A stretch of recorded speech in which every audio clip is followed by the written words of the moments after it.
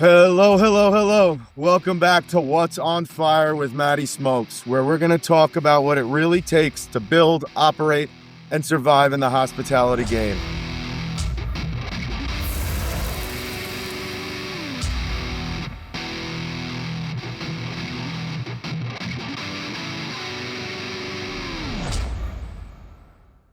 Today's guest is someone who's lived it all: numbers, buildouts, and the grind.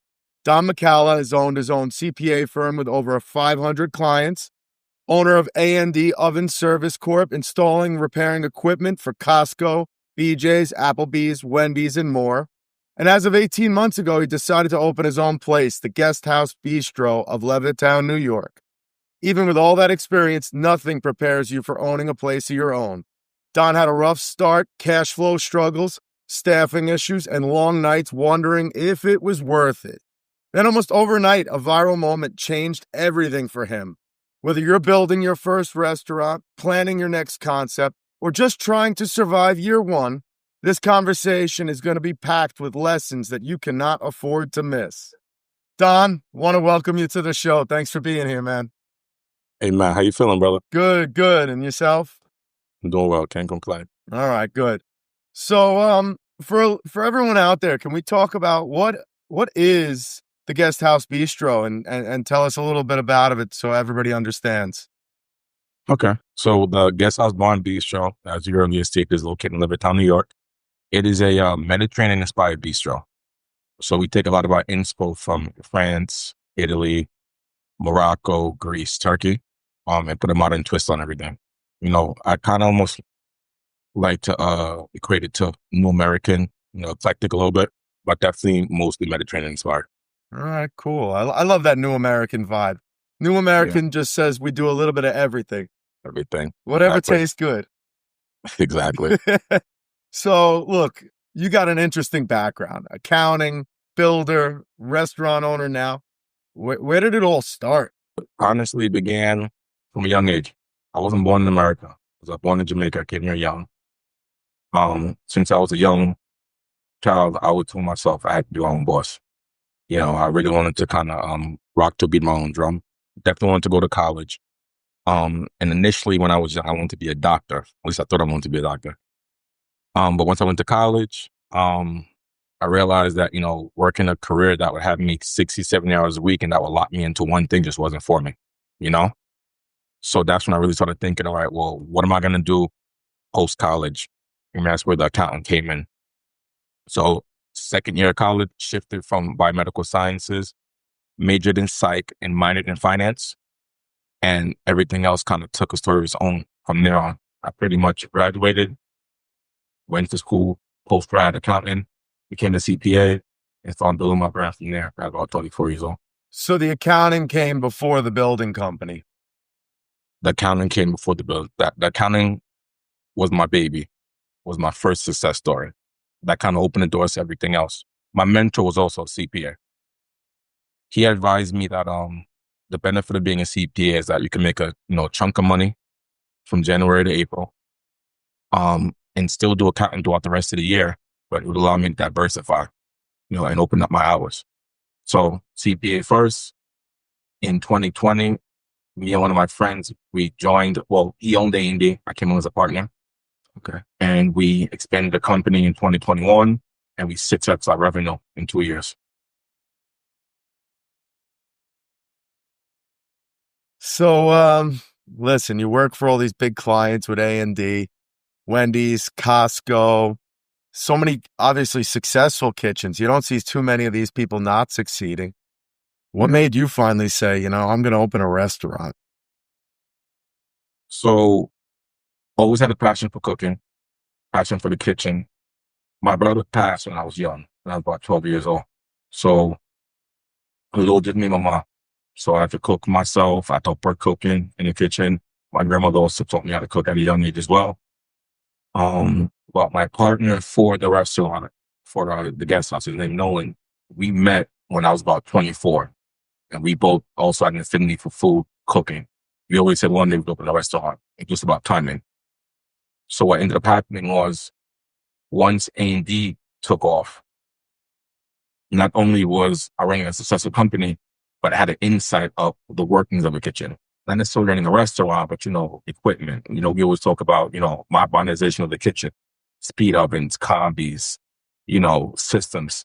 And I had a basis of what it took to run a restaurant based on having so many clients through A&D.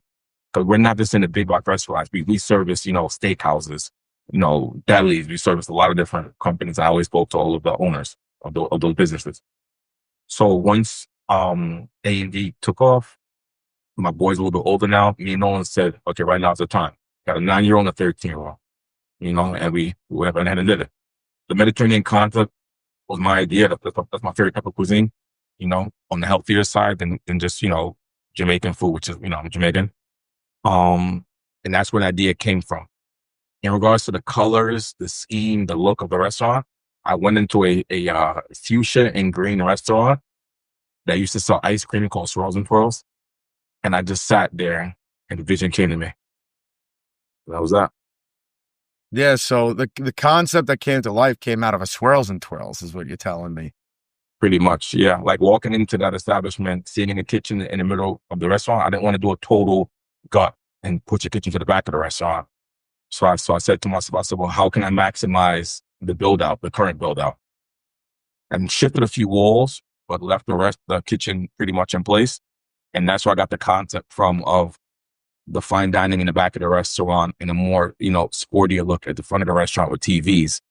And it also allowed me to cater to 2 crowds at one time.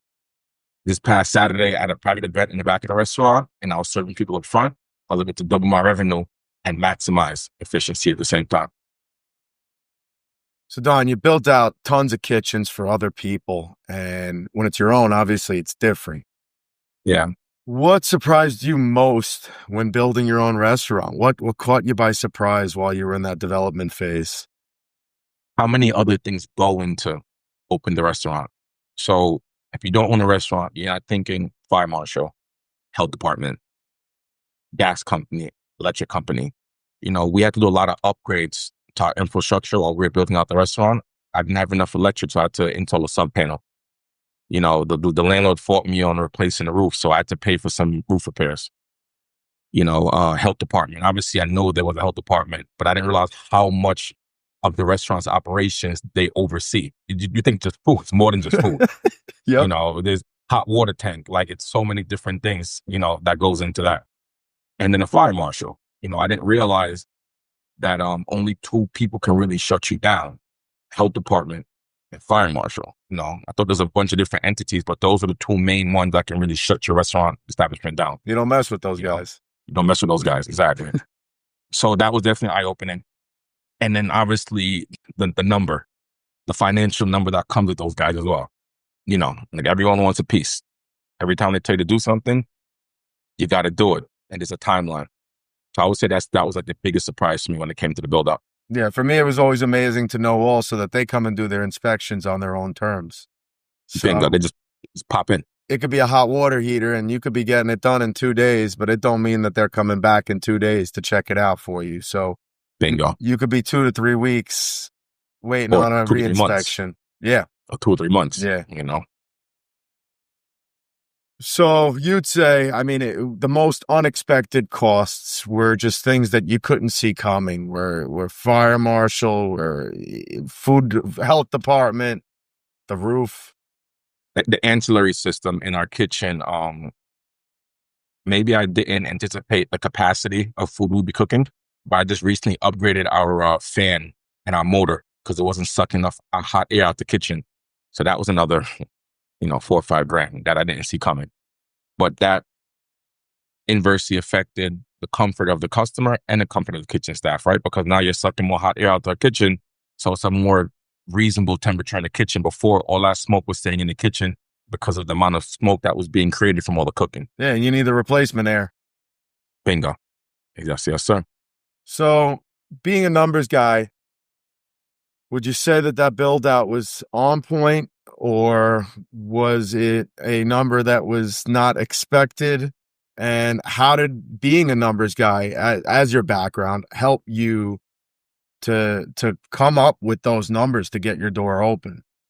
So I would say I spent about 30% more than I anticipated for the build out, but I had about 40% set aside in discretionary funds that I thought I'd have to, lean back on in case, there was a staffing shortage or there was like a revenue issue. But a lot of that money was, tapped into before we even opened the door, Yeah. you know? So as a numbers guy, I had to get creative, I had to, move some investments around, make some moves because, it's your vision. So when you believe in your vision, you got to get uncomfortable for a little bit. So I had to cut back on a few things, a few less vacations, and you got to do what you got to do, man. Yeah. Pivoting. Pivoting. You know it. So did you open on time or did this delay what was going on? So we opened 3 months late, but not because of anything other than a supply issue with our plateware and silverware through a company called Libby. We had actually handpicked our plates, designs, the colors to kind of go with the aesthetic of the restaurant, and they couldn't get us our product. And no, the company made the plates that we wanted, or at least even a similar colorway of what we wanted. So instead of opening in February, we opened up in April. And that shifted us back 2.5 months, which obviously, affected our revenue. And then we did wait an extra 2 weeks for the liquor license. You really don't want to open a restaurant without a liquor license because, liquor drives a lot of revenue. So once those but overall, you can finish.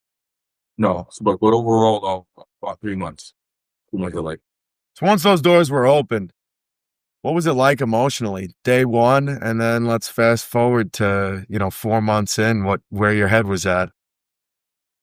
So day one, we got a butts kick. We got a major rush between friends and family, and the initial rush in the restaurant. We got hammered. We definitely were ill prepared, and we had professionals in the kitchen. But as we were trying to figure out our systems and our processes, it took time.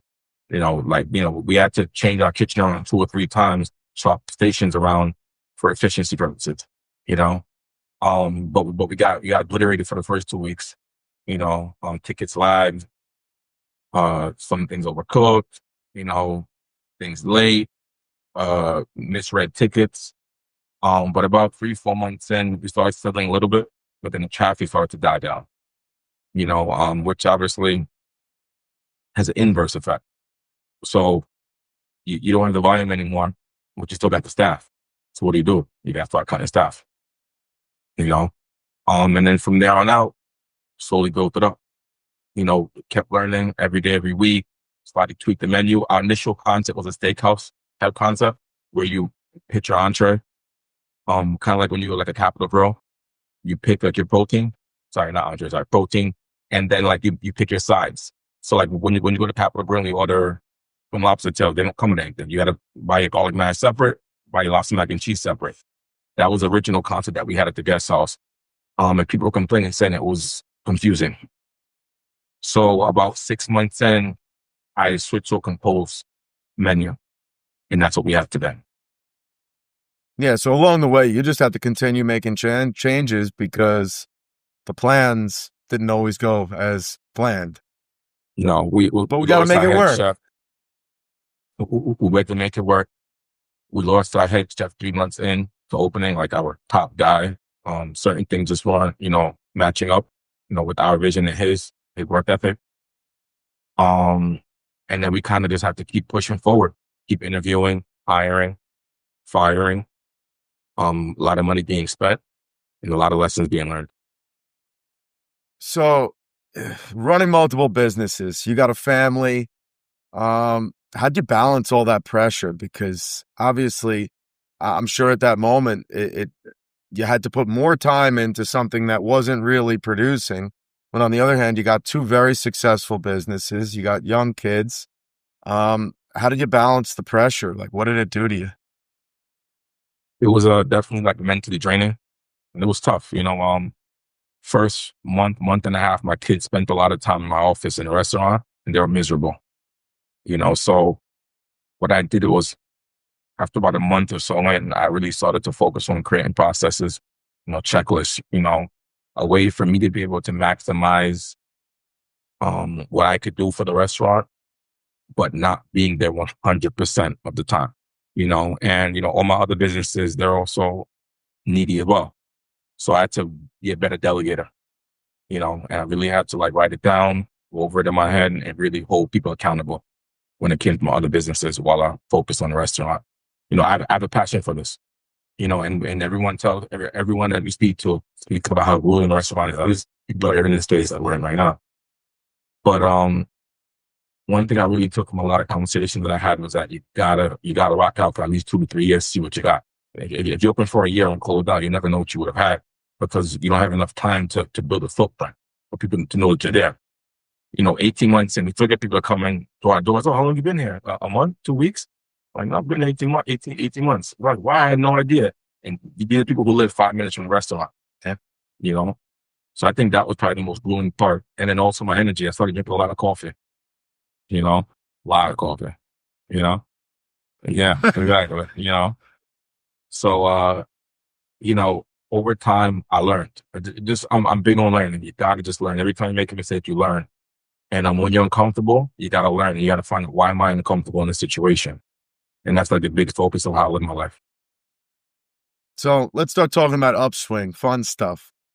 So you were hurting, but persistence. You didn't give up at all, and you're playing different ideas, different staff.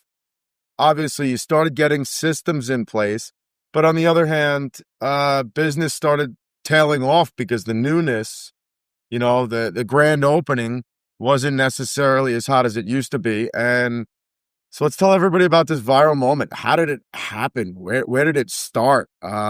Did you reach out to people? Did they reach out to you?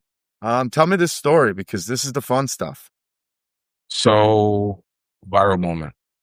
So, social media influencers are like the new thing, but the problem is you gotta be able to kind of decipher who's worth what and who's just here for money grab. So over the first year of owning a restaurant, got a bunch of different guys, you get about 50, 100 reshares that come and they take your money. But what I started doing was I started combing through and understanding Instagram, the algorithm a little bit more, and who had a real following. Because, it's easy to see someone with 100,000 followers, but they don't really have 100,000 followers. You know what I'm saying? So my lady, she is friends with a popular gentleman on Instagram who's a food influencer, a food reviewer. I apologize. Foodie. A foodie, exactly. So I looked at his page. I'm saying to myself, okay, I need two things. I need a viral moment, but I need a viral dish as well. A dish that no one else really serves and something that's trending. So that's where I came up with my my key dish, which is my number one selling item right now, a menu called the oxtail ragu. Everyone loves oxtail. Jamaicans, everyone. We all love oxtail, and everyone loves pasta. My favorite entree is squid ink pasta. My favorite pasta, I should say, is squid ink pasta. And then my second favorite type of pasta is pappardelle. And I love oxtail. I'm Jamaican. So I said, well, I can't do squid ink with oxtail. That's not going to work. But I said, pappardelle, I can create a pasta with the pappardelle and the oxtail that's sweet and savory. So what I did was I took that dish. I took, his name's Brandon. We met. I said, okay, listen, we want to push this product. We want to get it to as many people as possible. And it needs to be different. So we focused on the oxtail ragu and also our twin lobster dill. What we also did was, because my restaurant is the kinds of my restaurant is modern Mediterranean, where you get an elevated experience for a reasonable price. So we pretty much incorporated all that. We spoke about how we have a twin lobster tail on the menu for $37. We got bone and ribeye for $41, and we had the oxtail ragu for $27. We posted it, we pushed it out there, and it went viral. So this happens. Now you're viral. How many hits did you get on that video? 410,000, almost 500,000. There you go. So once we went viral, I said to myself, I got to keep this momentum. So then I had another influencer come who also had a reasonable following. And he piggybacked off it while we had the eyes on us, and then we caught another 300,000 views. So we got 700,000 views in about a month and a half. The phone, the door, the reservations wouldn't stop. Yeah, with only about 80 seats. with 80 seats. It was insane. It was insane. No, we had to shut reservations off for about 3 weeks. Like every day we shut reservations at a certain number for about 3 weeks to a month straight. So no reservations for 3 months after this video. So every day we'd book up, and at a certain number each day we would pause it. Yeah. So like on a Saturday we'd have like 32 reservations at 99 people, which is insane when you see 80. And then you also got to incorporate walk-ins too. Yeah. So yeah, for about a month we had to shut it down early every day, reservations. It was a blessing. So line out the door, sales up overnight just because of some videos that put 700,000 eyes on your stuff. Chaos inside? Complete chaos. When I equate it to being caught with your pants down. When you're staffed to seat 40 on the average night and you go from seating 40 on the average night to over 100, it's chaos. The kitchen can't handle it. The staff is leaving tired every single day. And also the most important thing is the customer's experience, right? A lot of people came in, they waited 40 minutes, 45 minutes, for a plate to be placed in front of them, which isn't good. The positive that I took from it was, I need to be staffed better. But the feedback I got from the customers, like my food took a while to get to me, but when we got it, it was great. And that actually made me feel good. So in the defeat, I found some light. Yeah. So what would you say you learned about being too busy, too fast? I learned that being too busy, too fast is a gift and a curse. You got the volume, but you only get one chance at a first impression. So what we did was we reset, I retrained, hired more for the kitchen. And, I would say about a month and a half in, there's been a lot less mistakes, major growth. We definitely slowed down a little bit because, once that viral moment kind of trickles, off, you know how that goes. It's the season too. It's not just you. It's not just you. Yeah. But I learned a lot. Like I went home tired every single day for about a month, getting my butt kicked. So what would you tell if there was an operator out there who is getting started and he's trying to find, let's say we're trying to find that viral moment. I mean, obviously it's a fluke. We don't know how it's going to happen, what's going to do it, if it's going to happen. But if they were out there looking for it, what would you tell them how to prepare for it, if you can at all? So preparing for a viral moment is pretty tough because it really is hit or miss. Like, I truly in my heart believe we went viral because of a dish that looked amazing in video and photos that no one really made. Like we have a dish, oxtail ragu. Like, how many times have you seen oxtail ragu on your feed? You. Once. Exactly. But how many times have you seen a ribeye steak on your feed? Thousands. Or porterhouse or lobster mac and cheese. You know what I'm saying? So if you have a product that you believe in that will go viral, you got to staff. You got to staff and you got to put systems in place. I know this guy named Matt who talks about systems all day, every day. Listen, I'm a big believer in consistency and systems. You know this. We have this conversation all the time, and I think a little bit of your experience of this roller coaster. It's tough, but also we got to be grateful for the business we have. We can't all.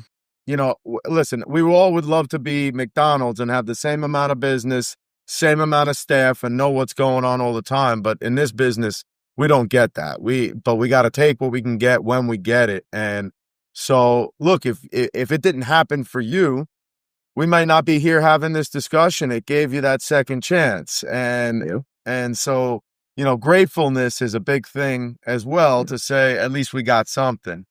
I always equated to, I'd rather 100% of 100,000 over 50% of 140,000. Because at the end of the day, it's like, do we want the volume? Yes, but we also need success and we need consistency. And in this industry, you got to have regulars. People got to want to come back to you more than once or twice or three times.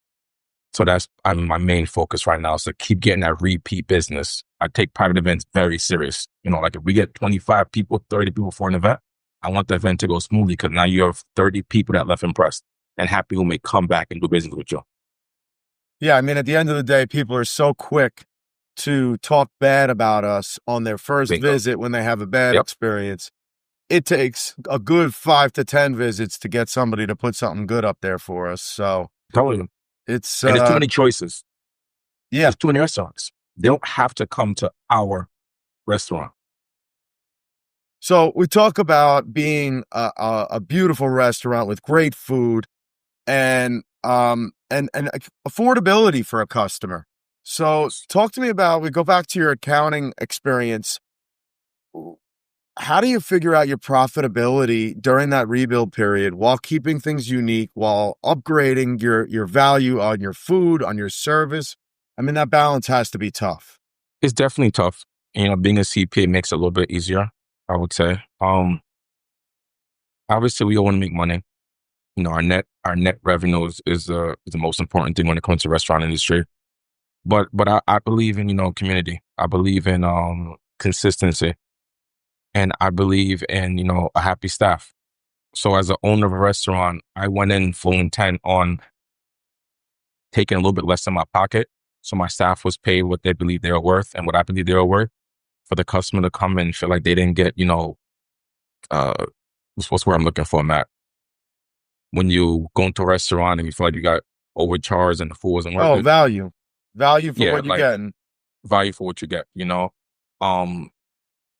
But in the area that we're located in, it's such a densely populated area that we knew we would get the volume.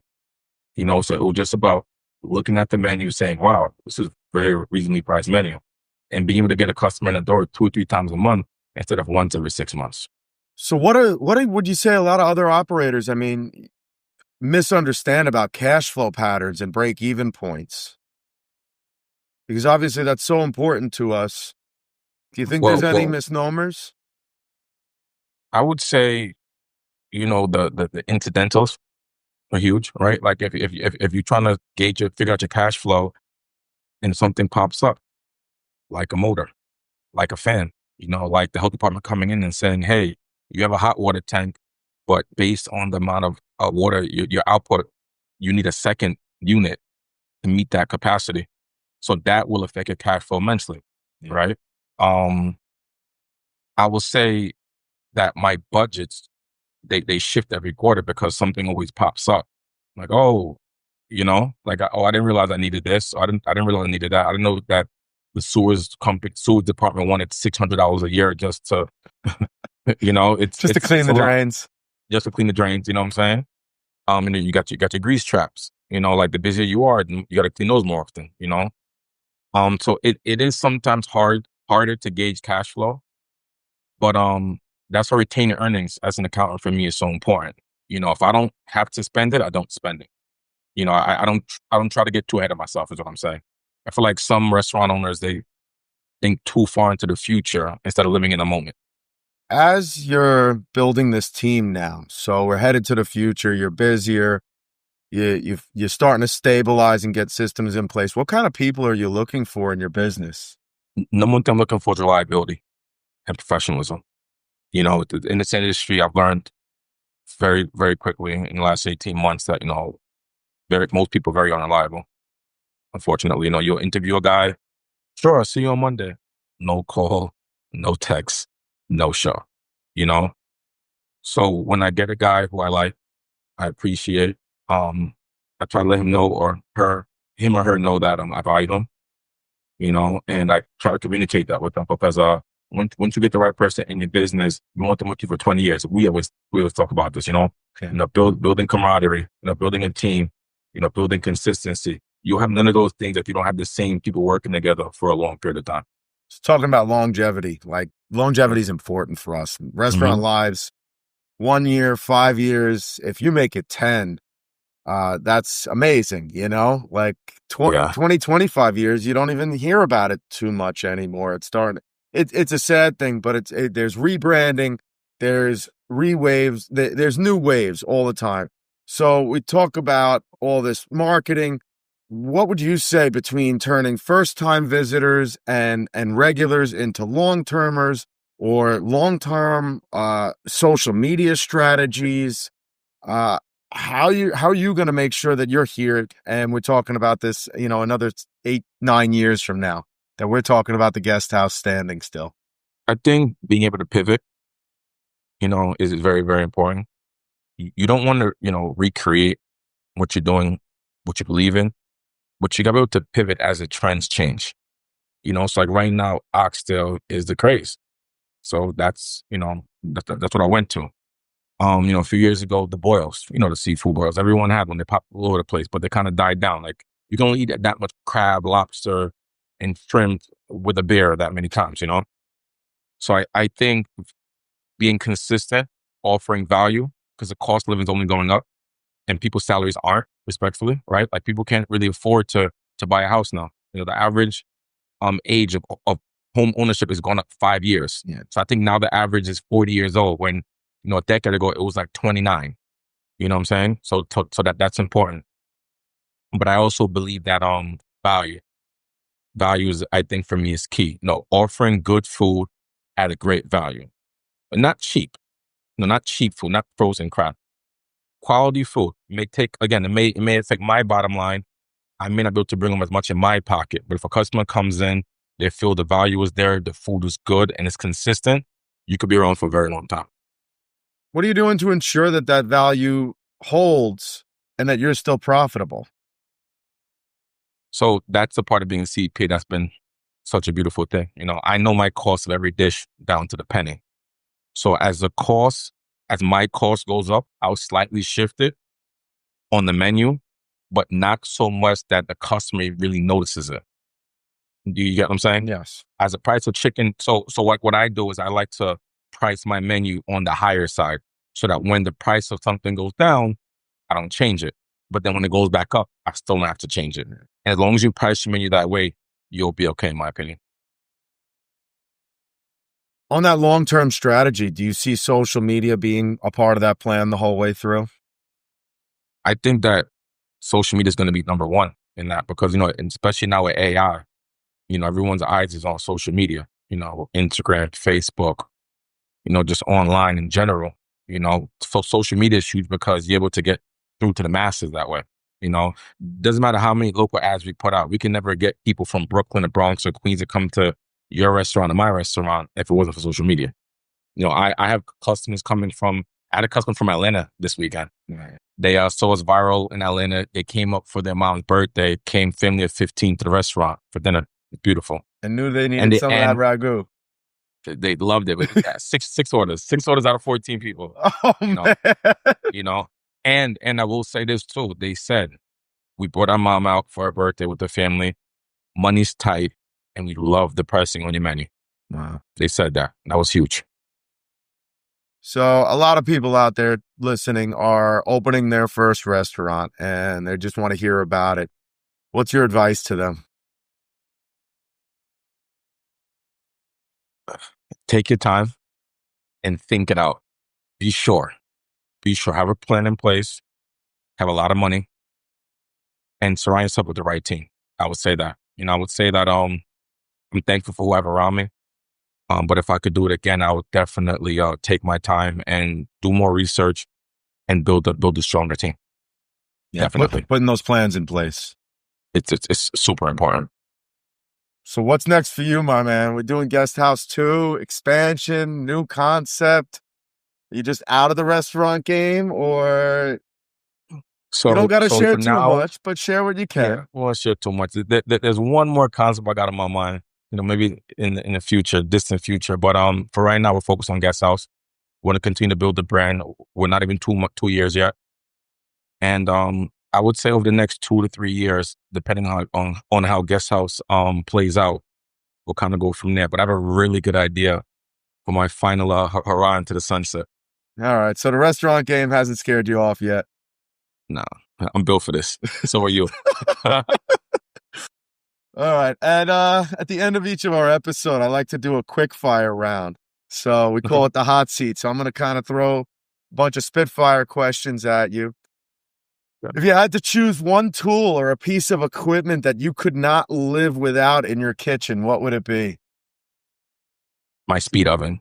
It allows me to cook food in 30 seconds compared to 15 minutes in the conventional oven.